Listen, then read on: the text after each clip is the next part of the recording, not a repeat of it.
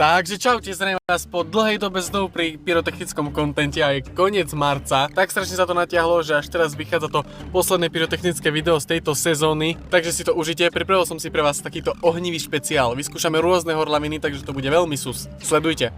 Takže pozrite, už začíname kupovať nejaké tie horlavinky v Tesku. A pozeráme, že ktorá trieda je čo horlavé a je to všetko horlavé, takže medzi to sa pekne napchá bum bum a uvidíme v našom vedeckom experimente, čo sa stane. Dobre, ja proste nastratovím a zase žltý dohrám medzi ne, ale mám píči. Pozeraj, nie, rovno to drž. To si mentolej, no. Počkej, bo už veľa mliečka bude plné. Dobre, daj hore hrdlo. Vyber to von.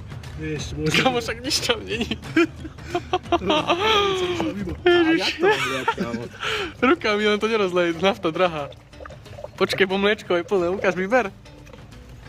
Ešte nie. Dík, však tam nič není.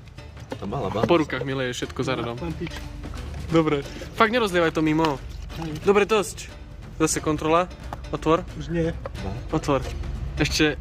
to je dobre už. To je stačí bod. Hej, bo ešte tam treba petardu šupnúť. Uvidíme, aká je nafta horlá, pretože toto nie je benzín, ale nafta. No dobre, došli sme tak, kde ďaleko mimo civilizácie z každej strany. Takže tu by to mohlo byť fajn. Presunieme sa ešte do stredu pola, proste do stredu ničoho. A tam bude náš raketovo ohnivý inžinierský špeciálny video. Čo má na to čo? Pak ukáž. Toto je ozajstná senzácia. Teraz sú ceny ešte nižšie, pretože Lidl znižuje DPH. V Lidli nečakám.